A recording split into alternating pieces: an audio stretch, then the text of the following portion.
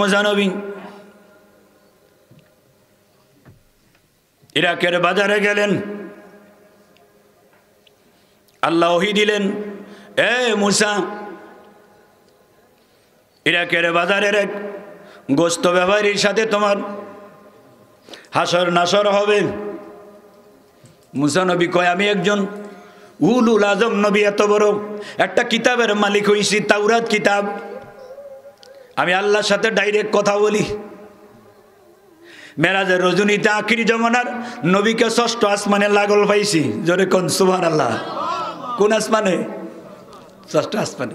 এটা আরেক দিকের আলোচনা, ওই তো না আজকে সবাই কুলে তো না, যাইতাম না।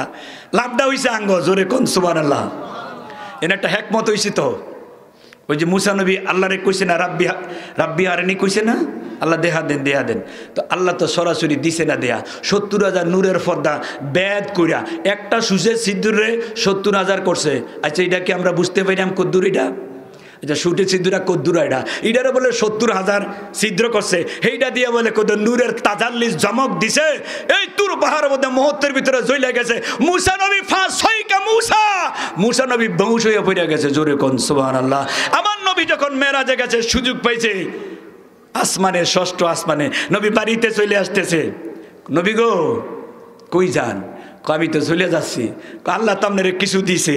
কহ কি দিছে? 50 ওয়াক্ত নামাজ দিছে। কয়া রাসূলুল্লাহ, নবী গো, আপনার উম্মতটি গরিব, এটি পারতো না, এটি দুর্বল, এটি একবারে জয়ীব, এত নামাজ আপনার উম্মতরা পারতো না। তো কিতা করতাম?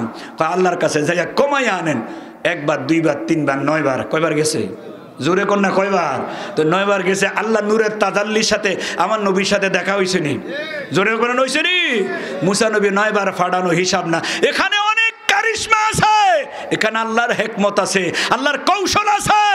এই কৌশল আল্লাহ আমাদেরকে শিখাইছে। জোরে বলেন সুবহানাল্লাহ। 5 নং 45 কমাইয়া ফেলছে।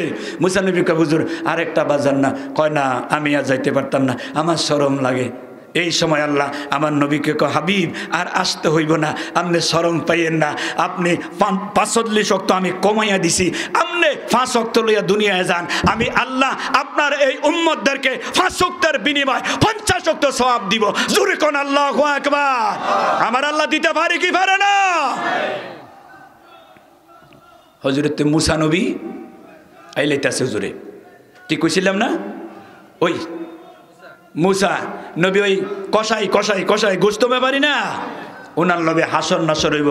আরে মুসা নবী কয়, কিরে, আমি এত বড় একজন নবী, আমার সাথে বলে ইরাকের গোস্ত ব্যাপারীর লগে হাসর নাসর হবে? এটা কেমন কথা? আই যে এই লোকটারে আমি চাইতে হইব, যেহেতু আল্লাহ ওহী দিছে। জোরে কোন সুবহানাল্লাহ। নারায়ে তাকবীর। জোরে বলে নারায়ে তাকবীর। আরো জোরে নারায়ে রিসালাত। নারায়ে রিসালাত। প্রধান অতিথির আগমন, প্রধান অতিথির আগমন, আনব মাসুদ হোসেন আল কাদরি সাহেবের আগমন। সবাই বলেন মারহাবা। একটা চেয়ার দেন। আপনারা খুশি না বেজার? আমার অসমাপ্ত আলোচনাটা আমি শেষ করে দিব, যেহেতু প্রধান অতিথি আসছে। তারপরও 2 মিনিট কথাটা একটু গুছাইয়ে দেই, ঠিক আছে না ভাইজান? হুজুর আমি একটু 2 মিনিট। হযরতে মুসা নবী চিন্তা করলো, কিরে, একটা গোস্ত ব্যাপারীর লগে বলে আমার হাসন নাসর হইব, কেমন লাগে? আচ্ছা যাক, ইরাকের বাজারে যাই দিয়ে যে বাজার ভাঙিয়া গেছে, এই একটা গোস্ত ব্যাপারী বসে রয়েছে, মানে দোকানটা গুছাইতে আছে, আর কিছু ফোটলা লইয়া আস্তে আস্তে যাতে গিয়েছে। তখন মুসা নবী এইবার আর পিছে পিছে যাইতে আছে।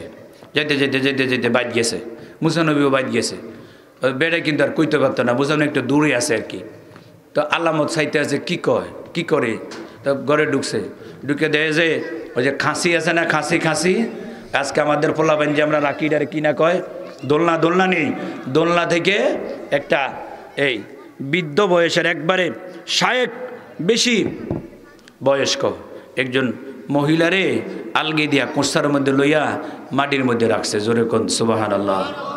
নিজে নিজে গোস্তগুলা ফাঁকের ঘরে ঢুকে ডেরে বুনা করছে, বুনা করে ফাঁকাইয়া মারে কোষার মধ্যে লইয়া বইয়া বইয়া গোস্তটি খাওয়াইছে। জোরে কোন সুবহানাল্লাহ। এখন হযরত মুসা নবী উঠান থেকে দাঁড়াইয়া সব চাইয়া রয়েছে। যখন মায়েরে আবার দোল্লার মধ্যে নিয়ে শোয়াইয়া দিছে, শোয়াইয়া দিয়া মুসা নবী ডাক দিছে, এই যে আপনি এদিকে আসেন। তো ওই কসাই তো মুসা নবীর আর চিনে না, কে বা কারা আসছে। কয় আপনি কে, আপনি কোত্থেকে আসছেন? কয় আমার পরিচয় পরে হবে, এই যে কাজগুলা করছেন এই যে মহিলাটা এটা কে? কয় এটা আমার মা। জোরে কোন সুবহানাল্লাহ। এটা কে? আমার মা। তো হজরত মুসা নবী সব দেখে লাইছে, দেখে টেকা কয় আপনার সন্তানাদি আছে না? কয় হুজুর আছে। স্ত্রী আছে না? হুজুর সব আছে। কই প্রতিদিন কি আপনি এই কাজ করেন? কয় হুজুর প্রতিদিন আমার এই ডিউটি, আমার সন্তানদেরকে না খাওয়াইয়া, আমার স্ত্রীর না খাওয়াইয়া, আমার স্ত্রীরও আমি দায়িত্ব দিই না, আমার মার দায়িত্ব শুধু আমি পালন করি। জোরে কোন সুবহানাল্লাহ। এবার কয় হুজুর আপনার পরিচয় দেন না।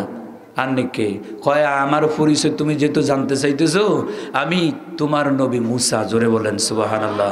আর জোরে কোন সুবহানাল্লাহ। হুজুর আমার বাড়িতে আমি গরিব। কয় আমার আল্লাহর ফরমাস, আমার আল্লাহ তোমাকে দেখার জন্য তুমি নাকি আমার জান্নাতের সাথী হইবা। জোরে বলেন সুবহানাল্লাহ।